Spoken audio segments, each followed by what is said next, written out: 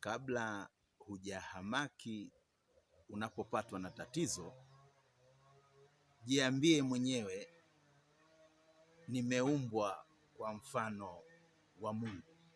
Nisikilize kwa makini. Wewe umeumbwa kwa mfano wa Mungu. Maana yake nini?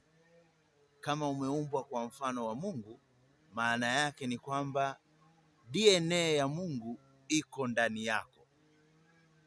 Kwa hiyo ukipatwa na tatizo, kabla hujaenda kwa mganga wa kienyeji, unajua mganga wa kienyeji atatumia maneno yako utakayomwambia ndio ajifanye anakutibu, lakini anatumia maneno yako. Kwa hiyo kabla hujakimbia kutafuta suluhisho kwa mtu mwingine, jiambie, mimi nimeumbwa kwa mfano wa Mungu na inawezekana suluhisho litatoka kwangu kwanza.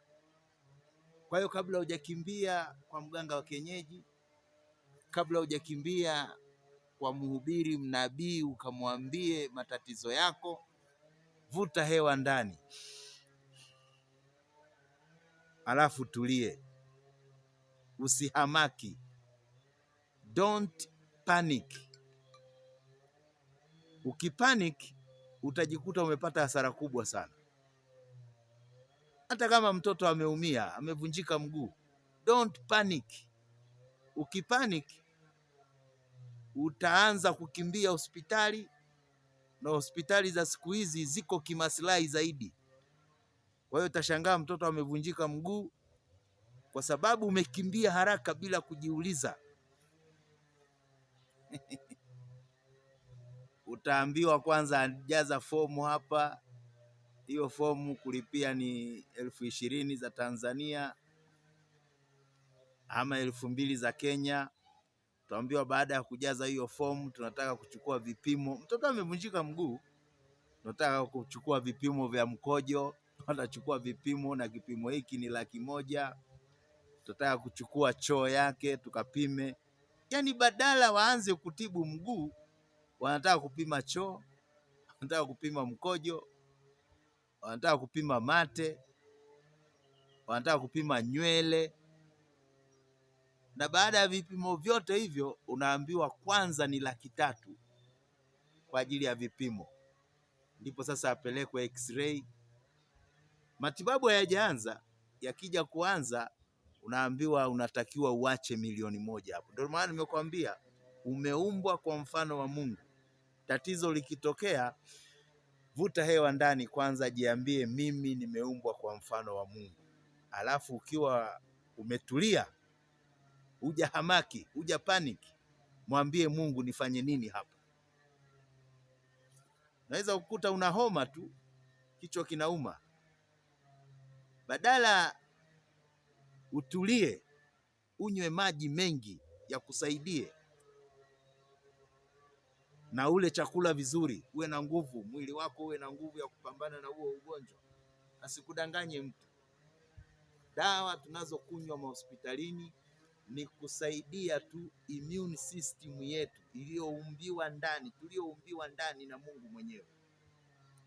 Hii immune system ipambane na ule ugonjwa. Dawa ni ya kusaidia tu mwili wako upambane na ugonjwa. Kwa hiyo suluhu ya uponyaji wako iko na wewe. Ndio maana ukishamwamini Yesu Kristo,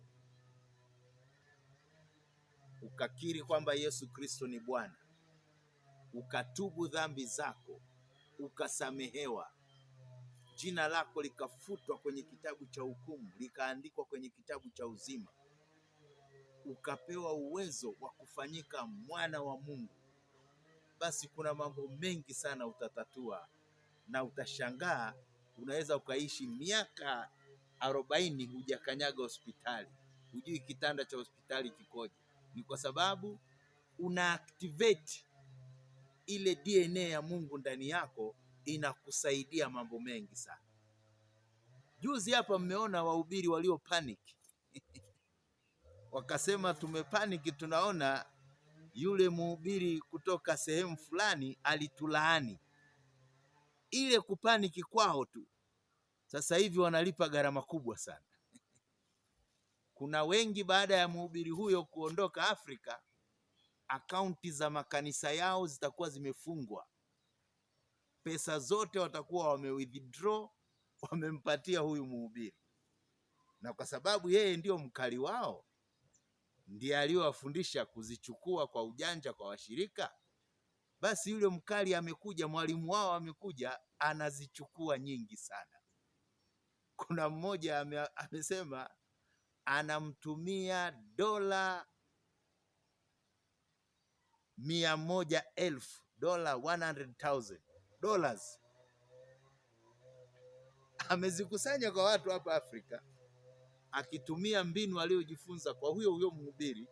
Sasa mkali wao amekuja, anazichukua zote aende nazo. Unaona eh? Unapo panic, mambo ambayo ni ya kawaida tu kutokea, uchumi kuvurugika duniani ni jambo la kawaida. Kwanza tulikuwa na COVID, uchumi ukavurugika. Tumekuja kuwa na vita vya Ukraine, mambo mengi, uchumi umevurugika. Kwa hiyo huwezi kusema yule mhubiri ndiye aliyetulaani, kwa hiyo tunataka aje aponye taifa kwa sababu tumelaaniwa. Hiyo ni panic. Panic itakupa shida nyingi sana. Mwamini Mungu, yote yanawezekana kwa yeyote anayeamini. Mungu atakusaidia. Mambo mengi ambayo yanakusumbua, suluhisho haliko kwa watu wengine, liko kwako. Na kila utakapoamini kwamba suluhisho la mambo yako liko kwa watu wengine, hao watu wengine utakaowapelekea hiyo shida yako watatake advantage, na wao wataangalia maslahi yao. Ndio maana mshukuru Mungu sana kama hujakanyaga hospitali. Zamani hapa Tanzania hospitali zilikuwa ni bure. Ukienda hospitali, Nyerere alikuwa amesema watu watibiwe bure.